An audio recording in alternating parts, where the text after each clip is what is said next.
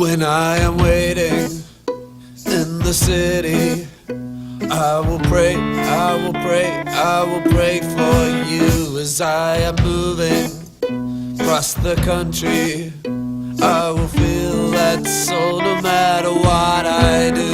Though the voices I am hearing hold the hope, hold the hope, hold the hope for me. I am righteous in my dealings, no matter how much you might disagree. Yeah, yeah, yeah, yeah.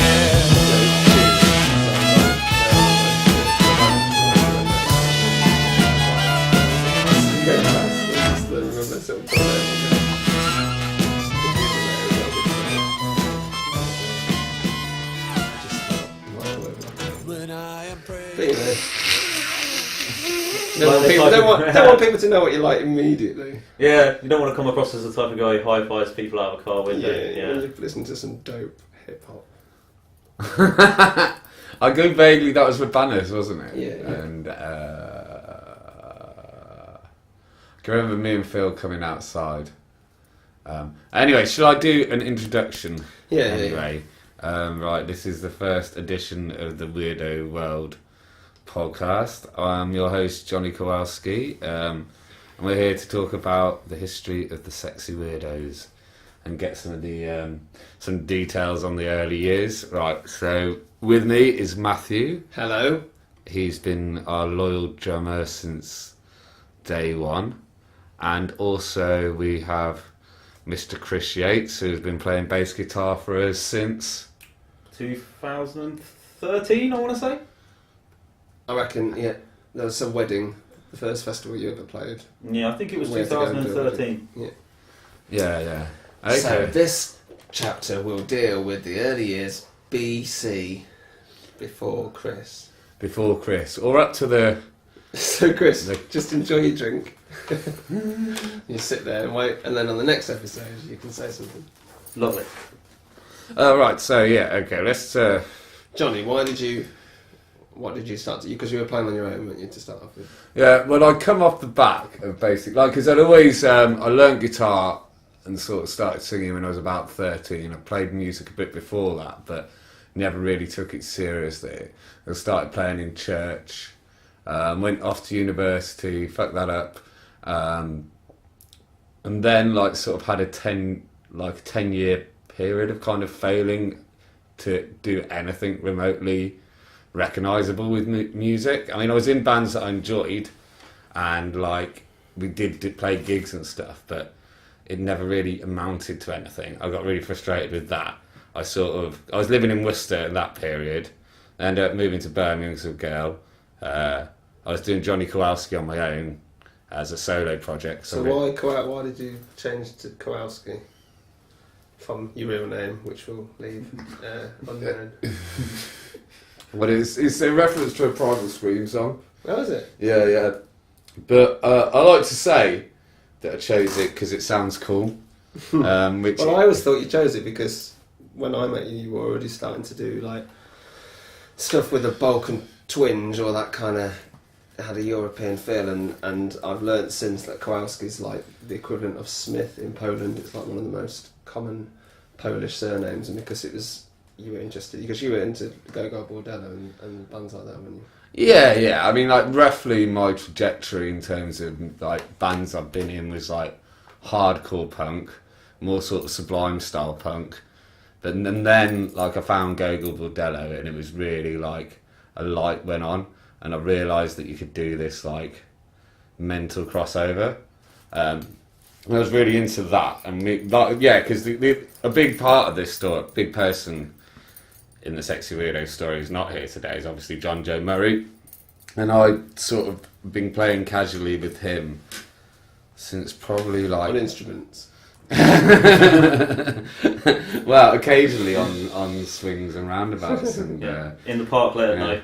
In fact, we might have just been better off if we'd have stuck to the swings and roundabouts, but what you lose on one, you gain on the other. So anyway, so he started hanging round my house in about 2013 or something. We had a lot of abstract jams over the years. He was in a band. No, before that, 2013. Sorry, no, it would have been 2003. Sorry, that's 2000. So he was doing a band called the Toxic Pigeon. I joined them for a little bit. There was an egg-related incident after which I left the band, and then and so he's still sort of knocking about by the time I get to the acoustic stuff. He's playing a lot of violin at the time. Sometimes I gig with him, sometimes not. And I can remember he was squatting in London at the time, and Orly had got him this book of klezmer and Eastern European traditionals, from which we took Buba. We were already, like, one of the first ones we played was Buba Mara. Matthew, we tried to play that, but we couldn't at the time. Codicil was from that book as well.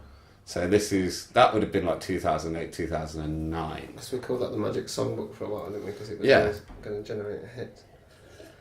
Well, I'd quite like to re-release that songbook and sort of say with a few of ours in. The Sexy Weirdos do the Magic Balkan Songbook. Yeah, just be like, well, now here's all the tunes. You can go and start your own version of the band. Do you know what I mean? Yeah, we're going to franchise it out. Have Sexy Weirdos in every town. Japan, yeah. So you then wanted to just get a full band? Well, how that sort of came about, because it was like a kind of like lots of different factors. Because I was kind of just like, I can't be asked for bands anymore, and they kind of pissed me off. But then I started gigging at the Wagon, because I met Dodgy Greg, who's like a key figure in this story, who ran all the music at the Wagon at the time, and he started booking me and got booked to support the Inner Terrestrials, who were like my favourite band at the time.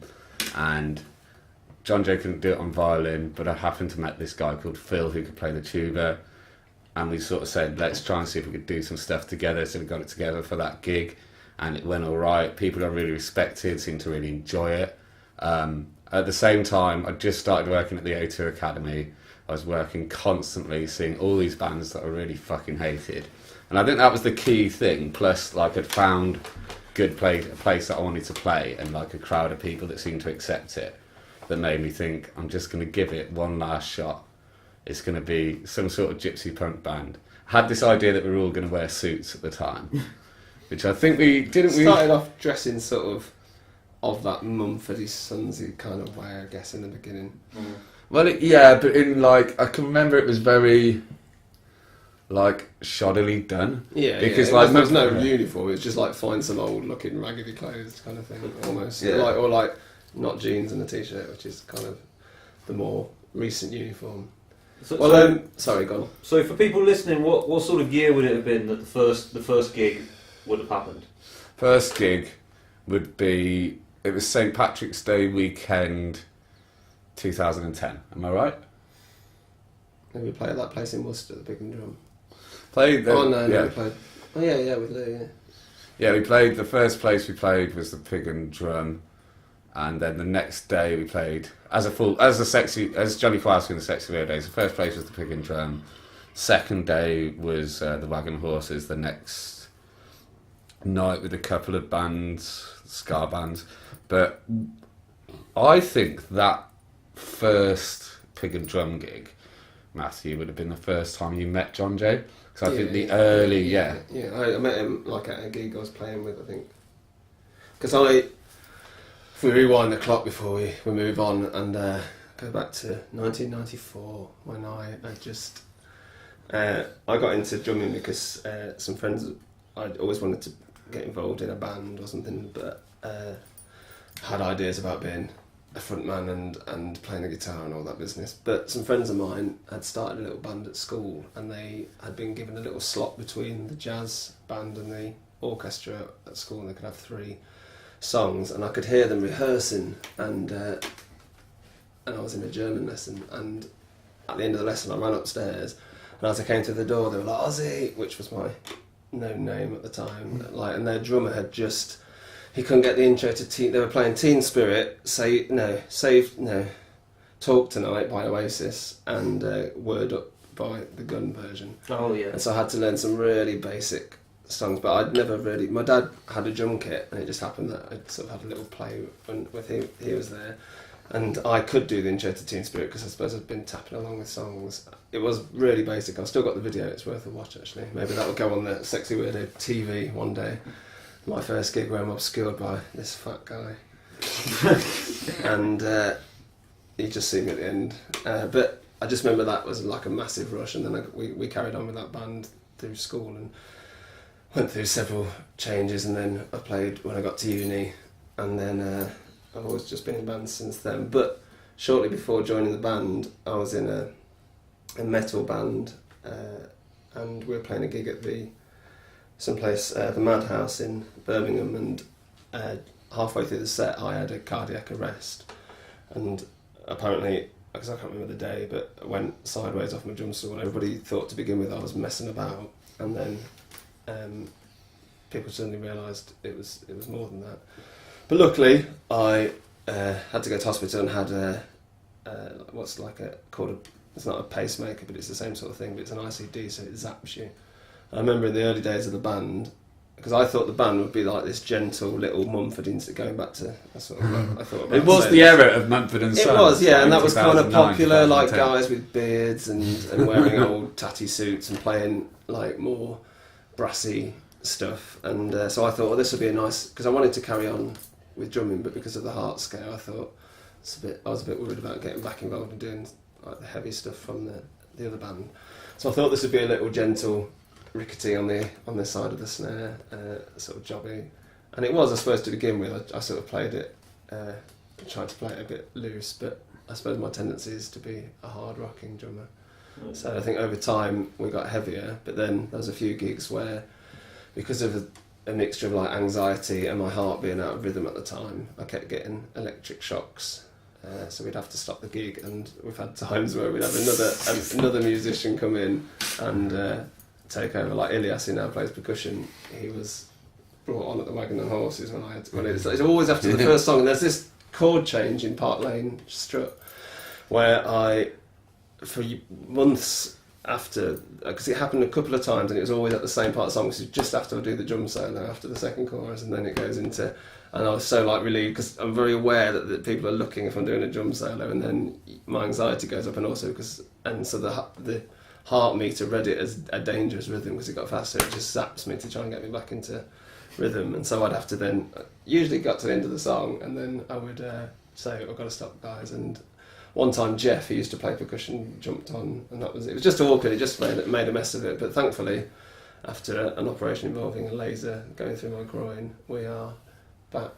Yeah, and it's not really happened again since. Laser groin. That should be your. But yeah, so I thought it was going to be a gentle little thing, and it was kind of less rocking than it is now when we started, wasn't it? So at what point did you decide to turn the band from a sort of shabby Mumford and Sons tribute act into something more? Well, I don't think any of us liked Mumford and Sons. Well, no, but the image that's being the image that's just stop using the phrase Mumford and Sons. There's nothing to. Everyone's not fucking saying. We're not holding them up as times. influences in any way. It's just that we kind of, that sort of thing was happening a bit, and we, I suppose, got looked at ourselves perhaps as being perhaps in that vein, but not aspiring to it.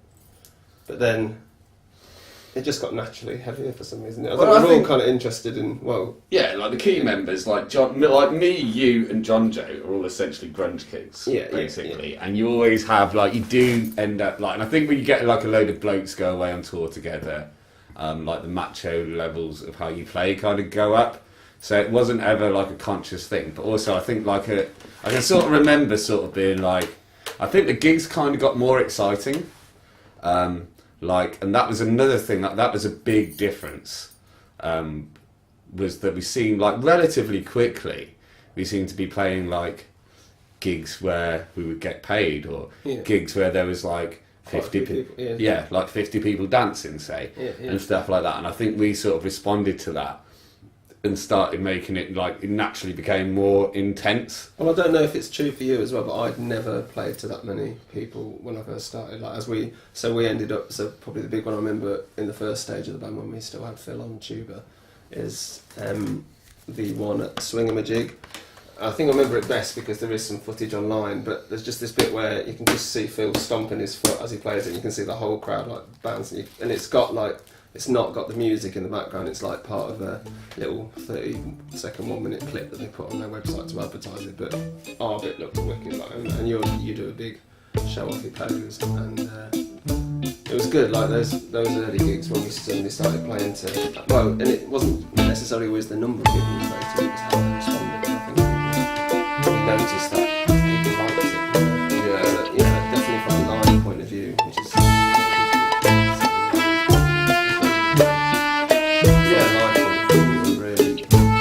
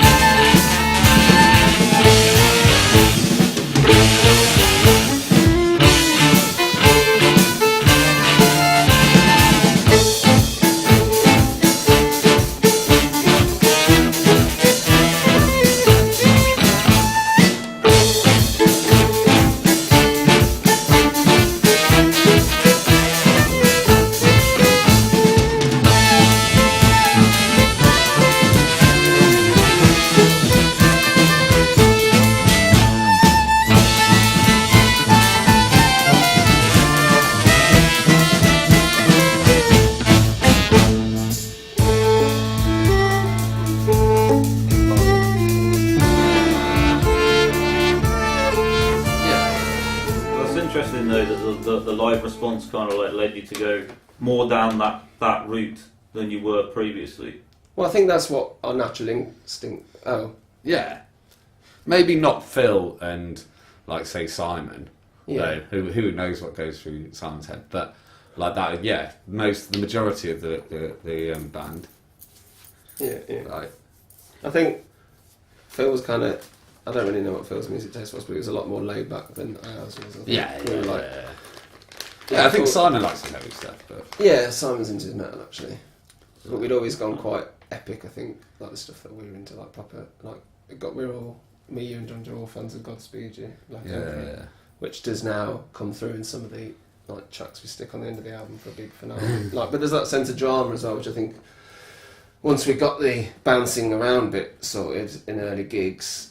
And I reckon this happened by, like, after how many years before we went on the first tour? A couple of years, and we managed to get enough cash together to get a van, and went off on a 1-week jaunt around Europe based on one gig that we got.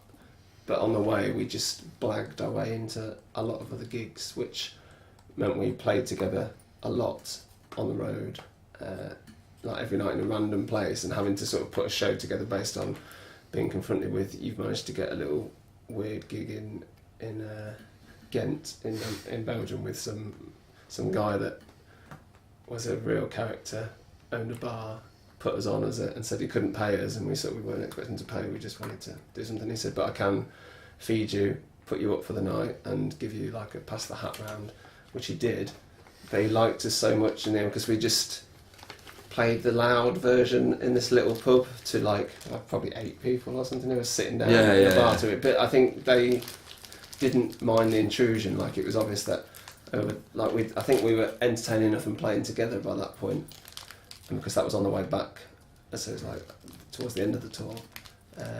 He did pay us in the end, didn't he? Like, I think he gave us some like a bit of like it was really, but then he bought us dinner and stuff like that, and loads of booze. Absolutely drowned us all night, wasn't it? Yeah. Drowned us in like fine Belgian ale, and we just like because I think at that point in the tour, I wouldn't want to say exactly where we'd been, but I'm pretty sure I've been mostly awake and like drunk and dirty for. Yeah. So I think he thought, and he was quite. I remember he's quite wanted us to start playing quite quickly, and I think it was because he thought I might pass out in his pub or something like that.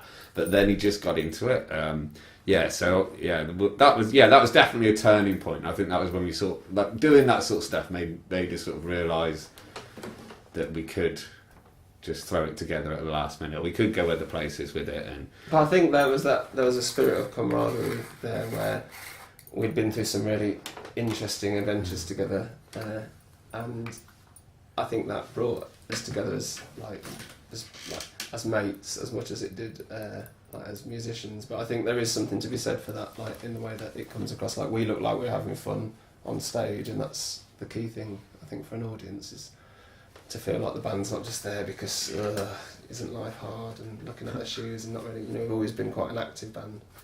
Yeah, I just don't really understand why people want to. But let's back up a bit because we got ahead of ourselves a little bit. Let's go back to, because so started in 2010. I don't think that much, things didn't happen immediately, but like we did record a demo, did a couple of videos. Yeah. Right, first album, Victory for the Monsters. An interesting thing about that was Tom Cud, like the album cover for it, and all the artwork was made about a year in advance by Tom Cudworth, who, bless him, he was doing a design degree at the time. And he was like, can I do your album art for our cover? It's like, well, we haven't got an album yet. So like everything was set for ages, and we ended up recording it in John Joe's studio that he had. It's like, what can you remember about that place? Like, it was an old gym that had just a massive upstairs room that was like a bit of an old gym would be, where they probably did weights and whatnot, and there was loads of couches and everything set out, and just enough room to swing a tiger or have a tiger swinging battle. It was a big old place. It was quite good just to have a place where you could go, and because he was renting it, wasn't he? Like dead cheap, just because the guy wanted somebody there, essentially, I think. Yeah. So we had this free, massive hall where we filmed a video, didn't we, for the first single. Something Wonderful we filmed a video for there. Where My Heart thing went pop as well that night when I was dancing to the video. Yeah, I had to go and have a sit down. And then the first album recording was weird. I can't remember. It is a different experience recording live and really having to, I can't remember if we had a clip track to think. I think John Joe would have wanted a clip track on the first one, so I reckon we would have had it, but I do find it a little bit difficult to follow it, especially if you've got people playing with you even as a guide track, because I think the tendency is to, like, I don't know, that's not a very good drummer. It has a tendency to speed up, so that's what when you're feeling it a little bit more. So I remember it being a kind of a difficult process, and it happened over weeks when we could get moments, because most of us were in Birmingham and it was over in Worcester, so it was like coming over once a week and doing recording, or a couple of times a week, and just recording bits or whenever anybody was available. And I seem to remember, there were some quite fraught parts in the process. I think we recorded it at least once, and then got halfway through the process and had to start again for some reason. Yeah. There was difficulties. Some noise or something on that, Yeah. All these sort of weird technical things that, that's partly what you pay like a good studio for, isn't it? So you can just go in there and you don't have to do all that bullshit yourself. But, so that took us a fucking long time. And eventually, that tour that you were just talking about, where we went to Belgium, and so on, and Prague for the first time, was the first Victory for the Monsters tour. Yeah. And we worked out, to bring it back to you, it's your turn to talk for a bit, Chris, that the first time you saw the band would have been the Victory for the Monsters release party at the Moseley Arms in Digworth. What can you remember? Fairly quiet, do you remember it being? No, it was pretty rowdy from what I remember. It was pretty rowdy. I was there with a friend of the band, Pekka. You can hear. There's a little he's done a rap version of one of our tunes, which you can find on the internet somewhere. When the rhyme comes. When the rhyme comes, that's it.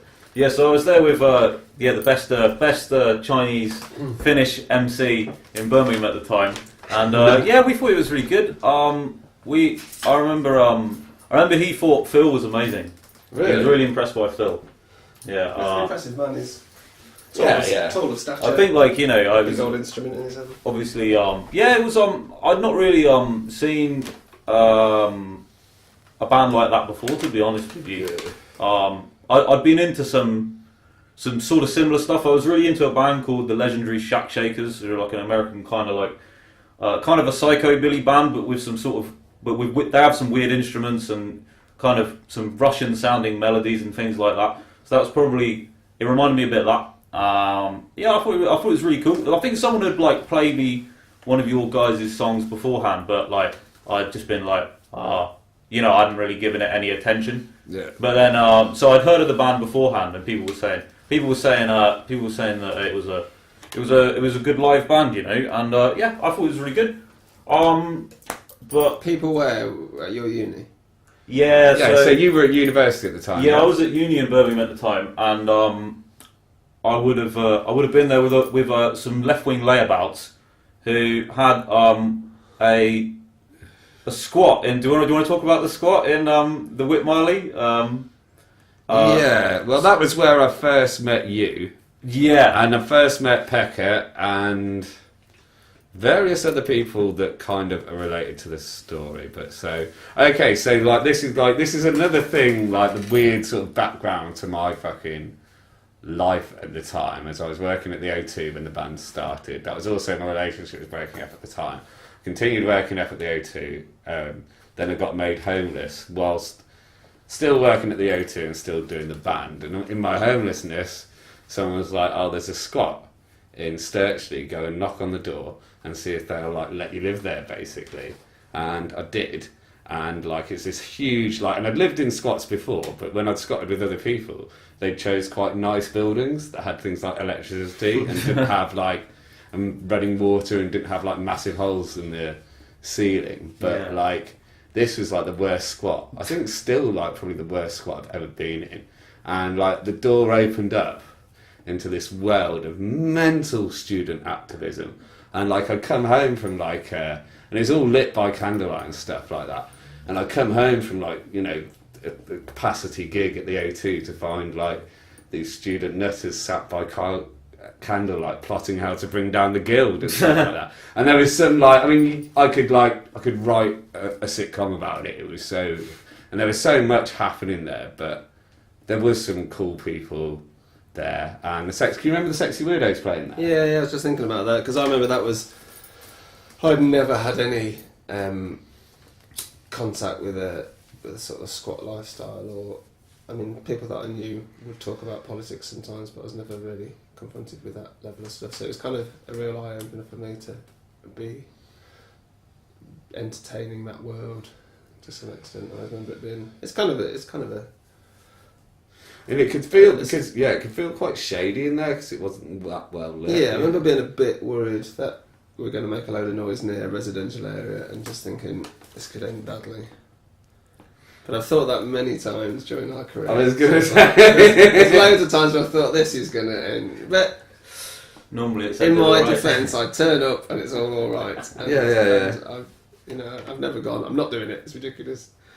there's Cabanieri around who would happily beat us with biddy clubs if they found us playing on the side of this mountain overlooking Fair Verona. We played that gig as well.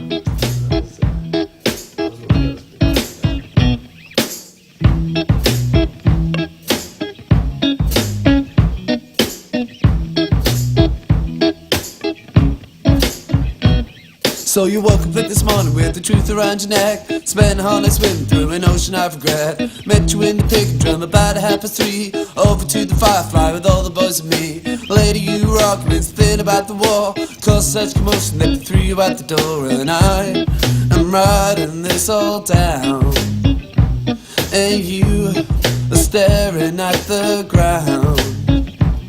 And I am writing this all down, and you staring at the ground. So we pushed you up against the wall and tried to drive it home. No matter how we told the truth we never own. So we talked to talk, we traced to the ground. No matter how we searched and searched, the truth was never found. Now the world is fading, frozen like the winter's leg. But you could have been thinking that you made a big mistake.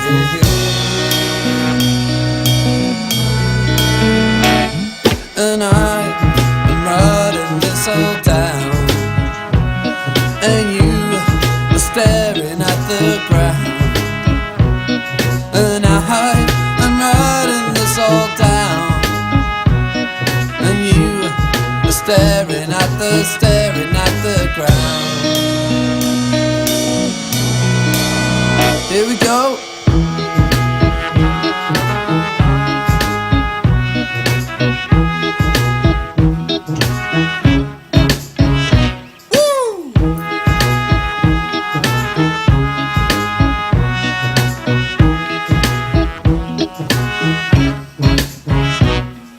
Now the world is fading, frozen like a winter's lake. But you can have to thinking that you made a big mistake.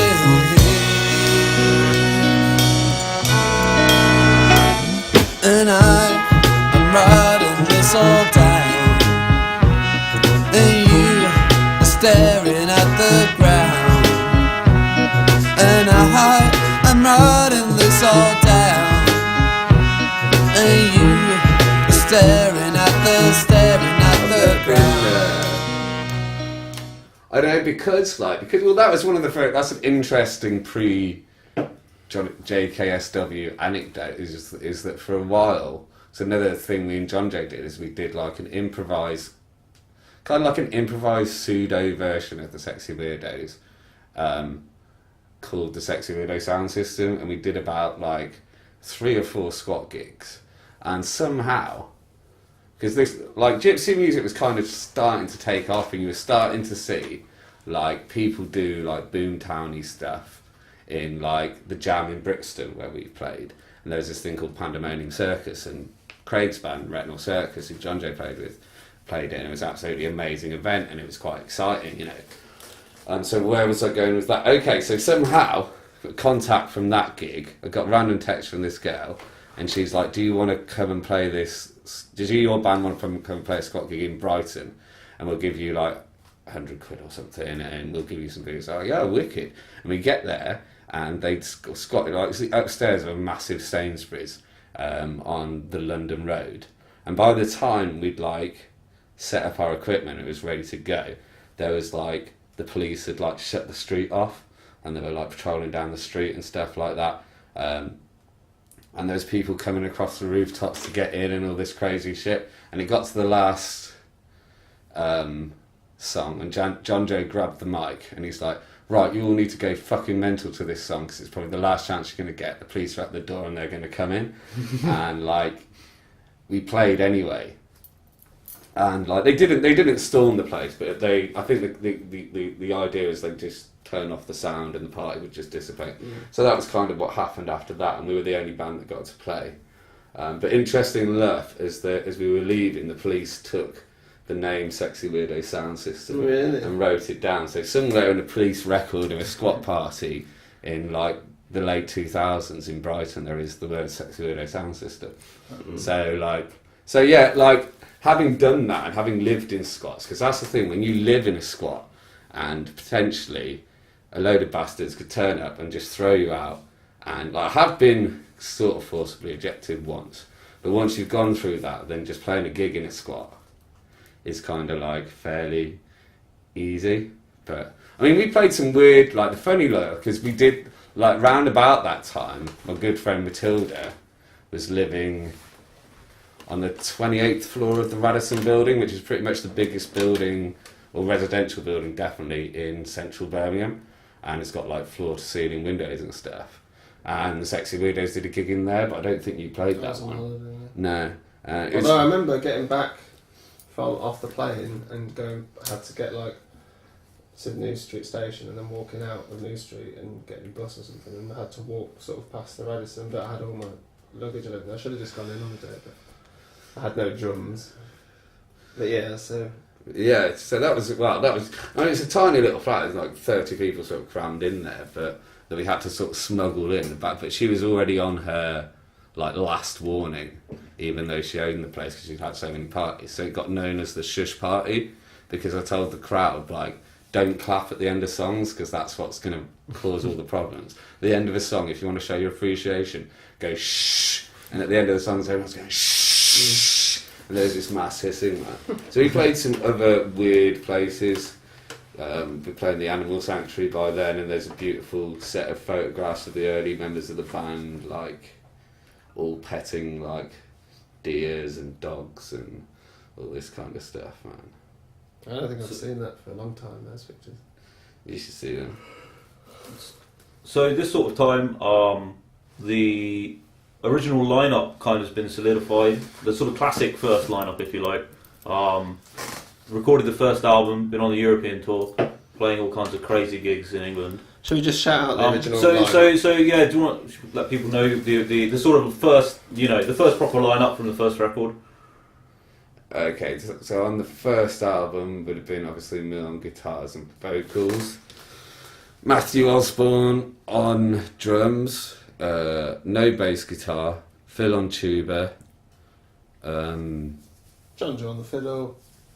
Was it Simon Noons on trumpet and then we had Ross on trombone, and then so we had a brass section in the beginning. Yeah, we had Ross Miller on trombone, Simon Noons on trumpet, cornet, wasn't it? Yeah, originally, yeah. And Phil Wilkins on tuba, and that was the first. What about the percussion matey whose name escapes me? Super Jeff. Yeah. Steve, Jeff. So, I mean, I have to, the way we got to go on the first tour was basically because of Jeff's generosity. So I think we had like something stupid, like maybe a couple of £100 to like. We didn't have a band van at that point, and it was like a couple of weeks before the tour, something stupid, and I was like, we need some money from somewhere. So I said, Jeff, we're gonna be doing your wedding next year. Can you give us some money in advance for playing your wedding? Or something like that. And bless him. Oh, no, he did ask us to play, I think. No, he did ask us. Yeah, we'd already said we were going to play the wedding, but I asked for some money in advance, like 6 months in advance or something, so that we could go on tour. And bless him, he gave us £500, which meant we just about had enough to buy the van. Yeah, and so we could buy the van, and we've had vans ever since. So big up Super Jeff for that. Yeah, and sadly that first van, to sort of jump between timelines here, but the first van ended up in a grisly end where somebody torched it. Yeah. That's probably for part 2, isn't it? Yeah, okay. Right. Yeah. Well, stay tuned to hear the burning story. But that would have been late 2014. But so at the point of view, still talking about the first lineup, we were on to about end of 2012. The end of 2012 was when the first album came up. We did the first tour. And the first tour in the van, it was just me, you, John Joe, Phil and Simon. Yeah. That's the lineup I saw when I first saw you. I didn't see you play. I never Ross, saw you play with Ross or Jeff. No, but they were sort of when they could. I did play. I think I played 1 or 2 gigs with Jeff. Yeah, I think Jeff played the Wine Not Festival. He came back for one gig. I never played with Ross though. So those guys were kind of playing some gigs, not playing other gigs. But the main core of it was with obviously you guys, John Joe, Phil and Simon. Yeah, that's right. Well, yeah, I mean, like the people who sort of made up the early band, like obviously, like had different things they wanted from music, or different levels of commitment they could practically give. And like, Jeff and Ross both had and still have quite like good jobs, jobs where they look like they involve a lot of time and effort basically. And so, they were up for playing a bit, but they weren't necessarily up for doing like, 3 gigs a month. And all these Daylight come and we don't go.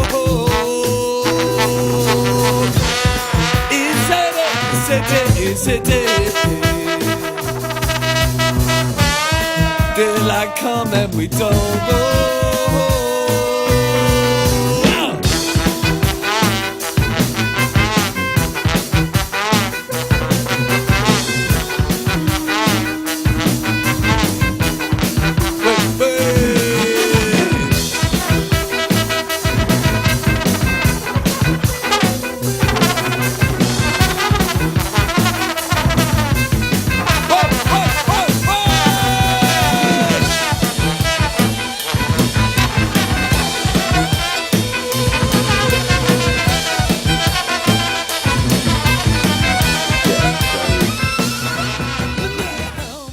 Chris, then.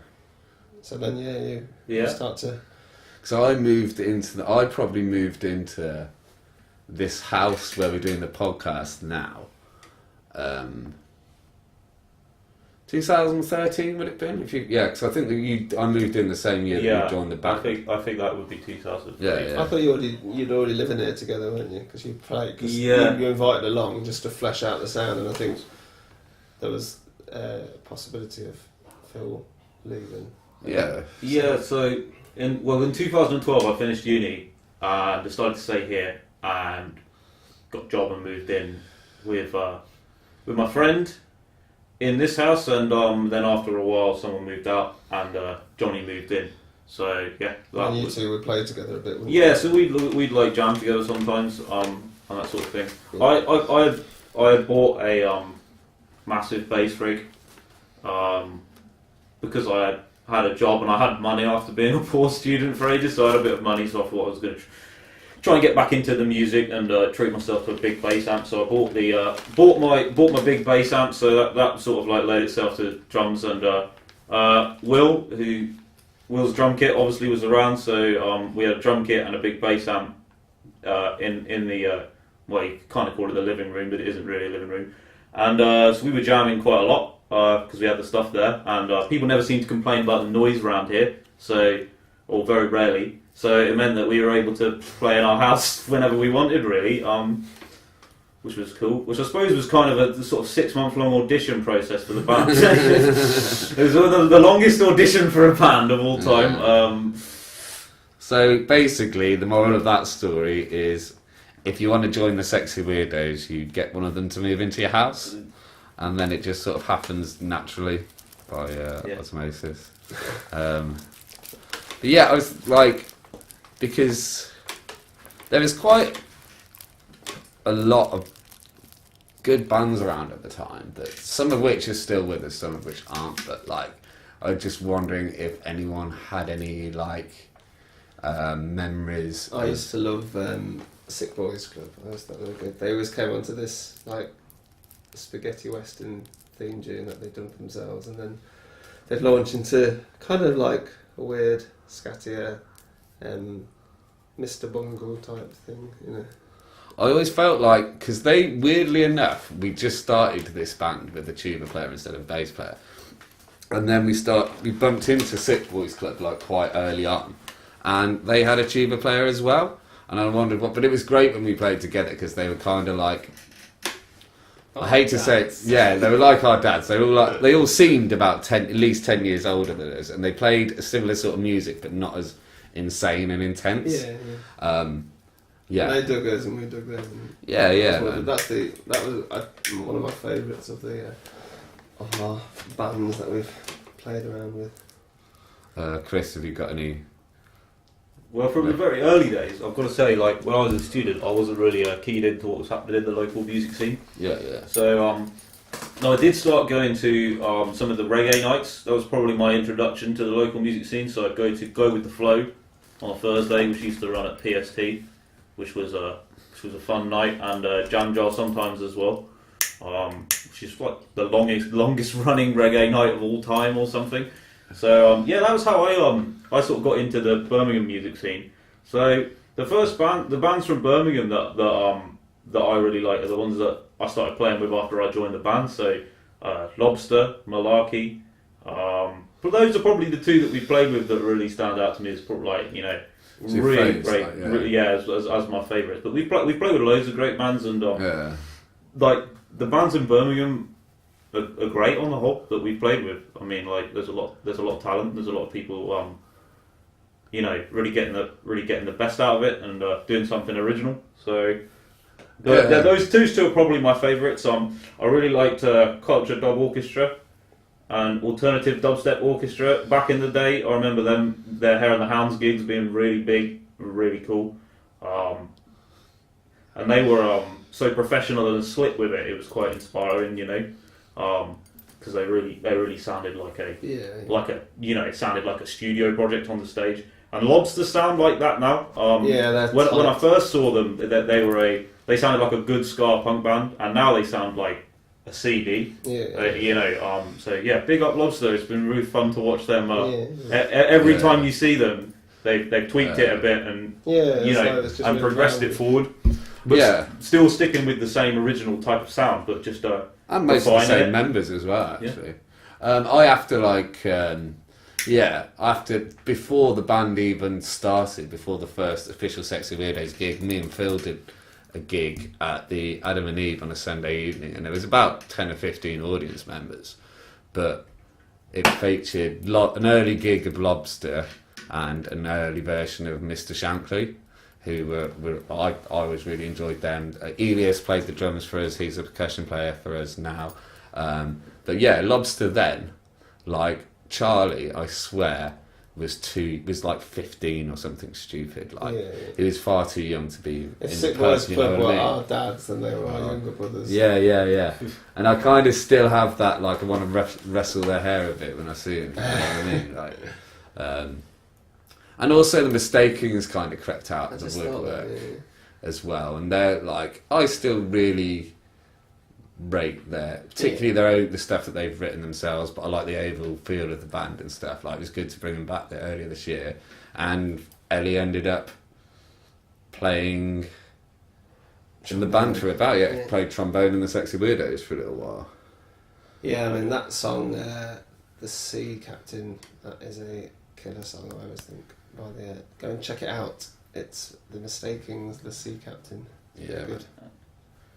Challenge you not to feel a little bit sad. Did you play much with the Cracked Actors in the sort of early period? Because they're obviously a wicked band from the area who are in a sort of similar kind of vein. We played. There was a weird weekend, right? The first summer we did festivals where, like, the Horse Drawn booked the exact same lineup as on the Saturday as the Worcester Music Festival did on the Sunday. So it was like the Actors, Sick Boys and the Sexy Weirdos on the Saturday in the Horse Drawn, and then on the Sunday at the Worcester Music Festival. But they were all... There's an interesting one to mention, actually, because I can remember going to see them, like I think originally the first time I played them would have been in the Penetrators in something like 2002, 2003, and it was this crazy, like, punk fuel. Like, we played, like, it's like an all-dayer, and we played to no one at 4 o'clock, and they played to, like, a rammed pub of people going crazy at, like, midnight. And they were kind of like the band I wanted to be honest. And so I was just like, if I could just get that, just a punky, dancey band that, like, plays cool festival gigs, and, like, there's an actual excitement when they do shows. You know what I mean? Going back to that weekend, it might not have been that weekend, but then I think there's a weekend similar where we had gigs in Worcester, and we had like 2 gigs somewhere. And in between that, or before that, we opened the Worcester Library. We played at an event there, didn't we? Like, it had just opened, this big gold building, and we just played in a library in a very echoey sort of room with, like, mezzanine floors, like a couple of stories above you, and, like, it was a weird gig. It was a really weird gig to play to, like, the sort of daytime audience who are passing through to see a bit of culture. There's videos of that on the internet somewhere, but that is a weird gig. That was. I thought it was. I remember that one. I think we even did.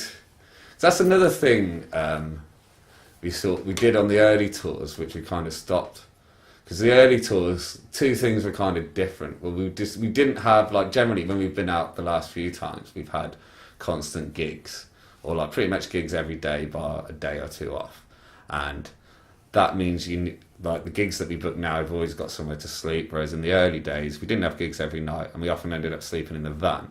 But what tended to happen when you had days off was we did busking.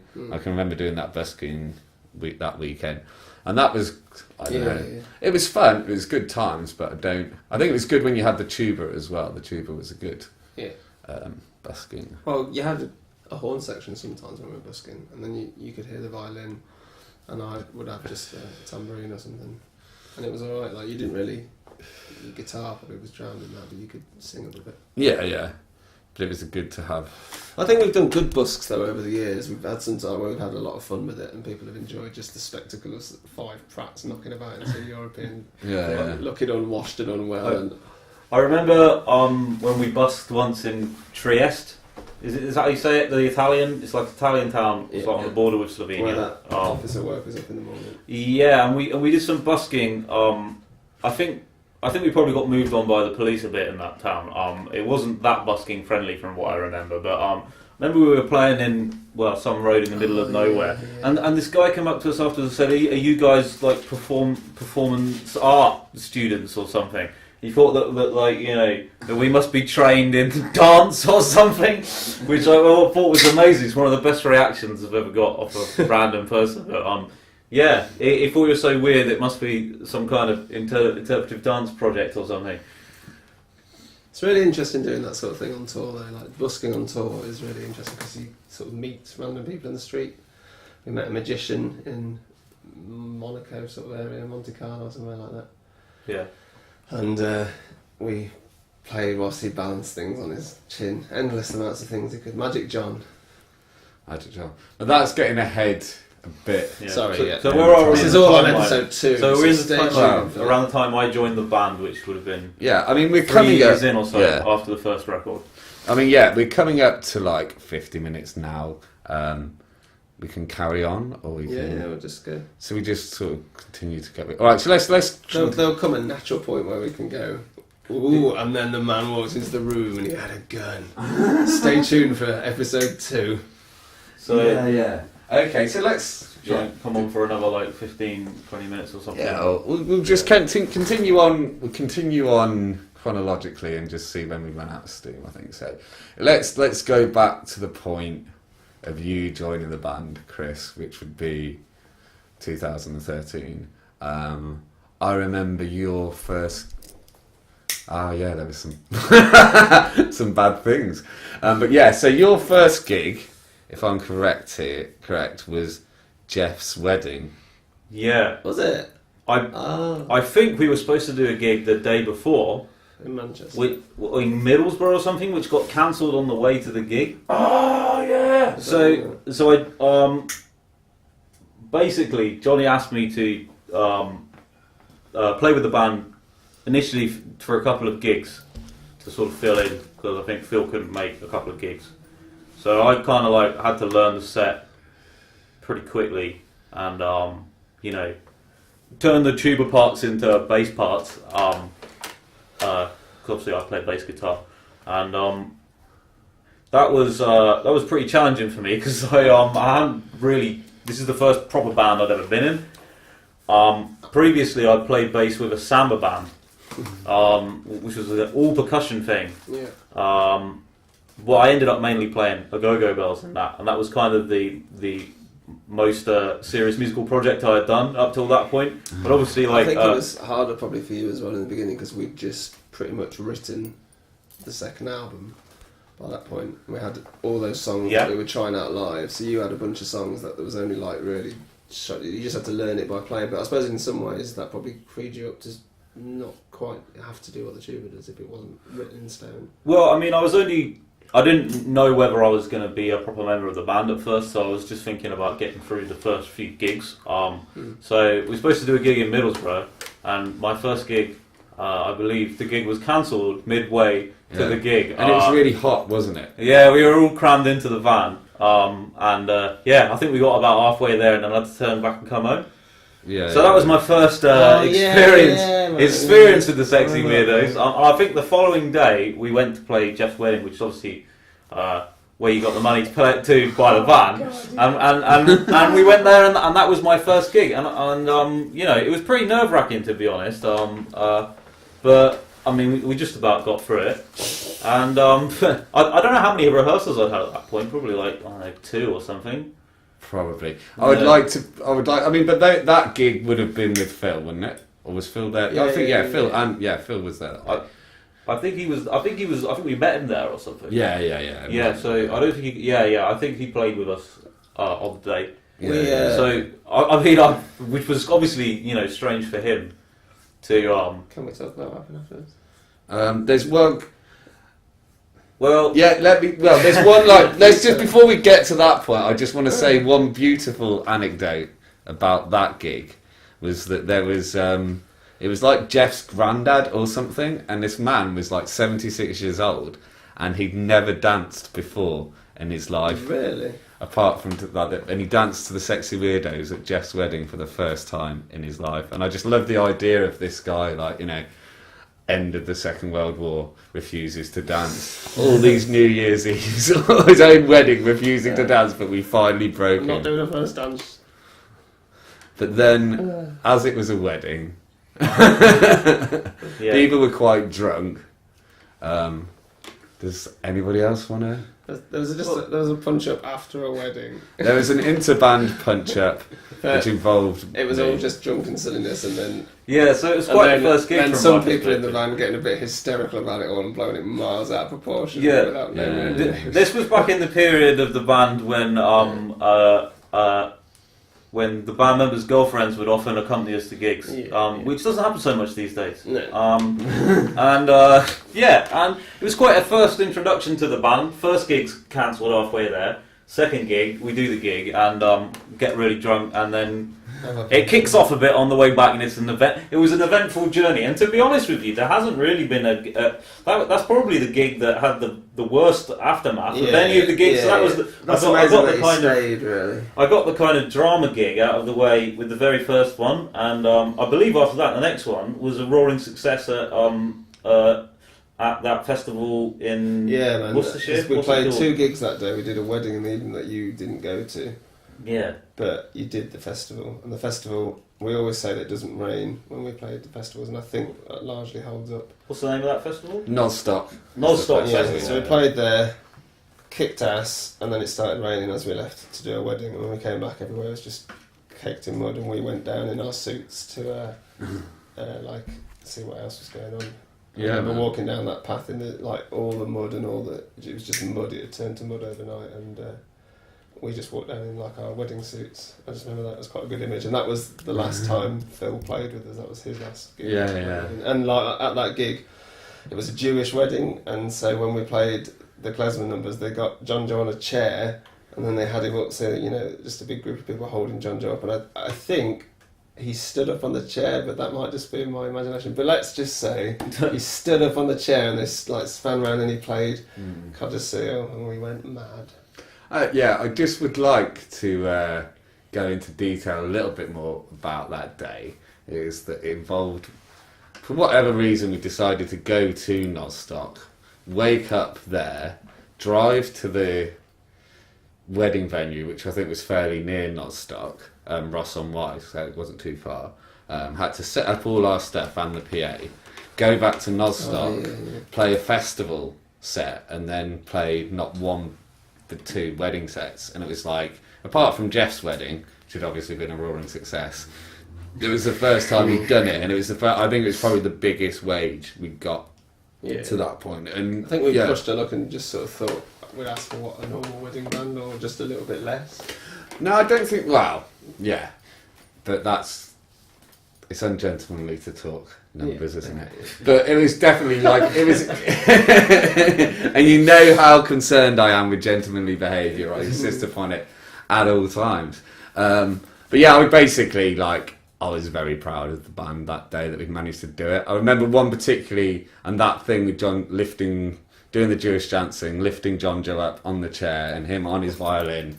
That is probably the best moment I've ever had with him, where he's just really shone and done something amazing. It was truly great, and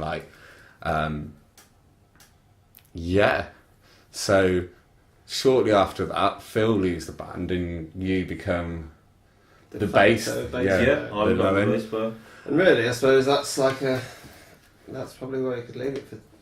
Do you want me to do my bass story journey? Go on, do a bass journey. How you got into the bass. Tell us about your dad. We could go on for some time about. He'll get his own episode eventually. Yeah, he probably deserves his own episode. Really, he's played bad at Michael Jackson as part of a brass band. Yeah, in his face. Yeah. And, he was there when they threw the president of the Seychelles into a swimming pool. He embarrassed the British military in front of an African king with his badass car. And he played tuba on Sandinista by The Clash. Yeah. On that record, he's on there. He's listed as Band Sergeant Dave Yates if you want to check. He also then played on our second album, Kill the Beast. Yeah, he's done 2 records, and one of them's The Clash and one of them's us. So he's really the #1 punk rock tuba player in the world. If you're a punk band and you need a session tuba player, David Yates, give him a call. He's very reasonably priced. Band Sergeant David Yates, as he appears on. Well, he at the time he was only a corporal, so Joe Strummer gave him a promotion. Yeah. There you go. That's a pretty good anecdote to be able to just knock out. Yeah, so my dad was a tuba player in the Royal Marines and later a bandmaster, so he had his own band. So he was a professional musician, and I started playing the cornet when I was about 6 years old, and carried on with that for a few years. And then my little brother, he wanted to learn something, and my dad had a old bass guitar in the loft, got it out for him, and he had a little go on it, and then sort of left it there. I sat there in the corner, and I picked it up and managed to work out how to play Wild Thing by the Trogs on the bass, and I thought, I like this, I might be able to have a bit more fun with this than the cornet, and play some music that I actually like. Around that sort of time, I was listening to a lot of bad classic rock compilations. So things with like Bachman Turner Overdrive, like there'd be Bachman Turner Overdrive, but then there'd be like a Jimi Hendrix song or a Black Sabbath song or something really cool. Yeah. So I thought, I fancy this bass guitar thing, and I pretty much stopped practicing the trumpet and started only playing the bass guitar from then. Did the usual playing in rubbish cover bands at school. Well, they were all right for kids actually. Yeah. I'll give the guys some credit. I'll give the guys some credit. The Beatles were a cover band in the really good for a band of 12-year-olds. The first band I was in went through many names, including Organised Confusion and Black Pepper. We managed to get to 4 songs, which was Hey Joe, Come As You Are. We didn't finish Come As You Are. Fucking a couple of Nirvana songs and All Right Now by 3. So that's a pretty good song to get on the bass. So that was good. And then kept playing. Did the samba band thing, which I talked about earlier. Got to go and play at some samba festivals in Holland and Ireland and stuff, which was really awesome. So that was my sort of first taste of music being a way of being able to go and do cool things. Like 16, like I was younger than that. I was probably 14, 15 and going to Holland to play a gig with a samba band at a samba festival. And then playing in Ireland at a samba festival with the nearly all-female samba band of the Business Management University of Singapore, which was pretty cool for a teenage boy. Name. They had a very small shorts uniform and were an amazing samba band made of exclusively 19-year-old Singaporean girls.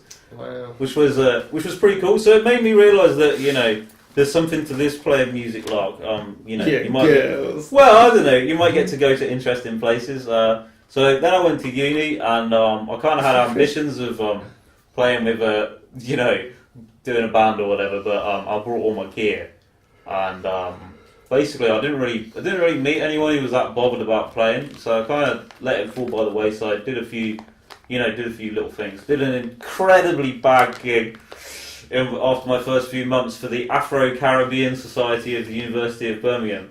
playing a cover of the now disgraced R. Kelly's Bump and Grind with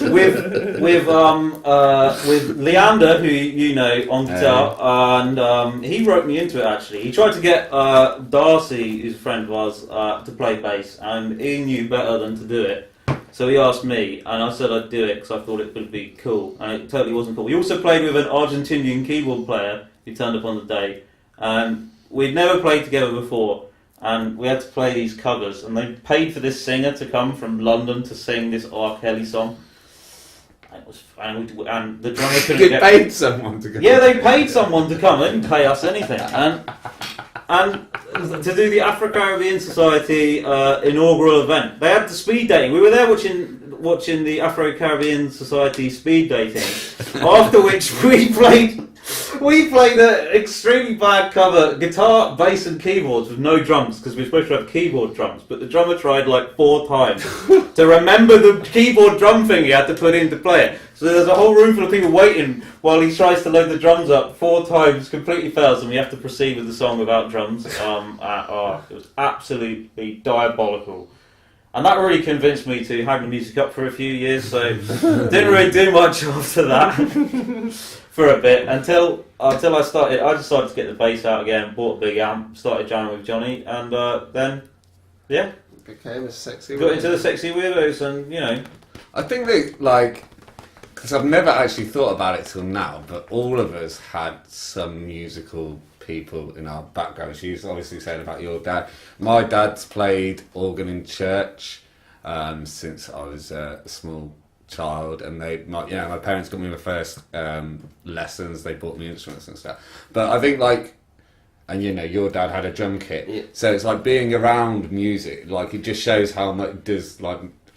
I don't think it's always necessarily talent. I think the fact that you've been around it and you've sort of shown it at an early age, then it makes it a lot easier to pick it up. It doesn't seem as such a mystical thing. I'd just like to say as well, you know, to my dad's credit, he could also play that drum kit. Could he? Yeah, he had it and he played it. He wasn't just a man who bought a drum kit. He taught me how to put an accent on the start of a drum roll, and that changed my life. Putting the rumours to bed, Matthew's dad can actually play the drums. Yeah. I thought he got his credit on there. Yeah.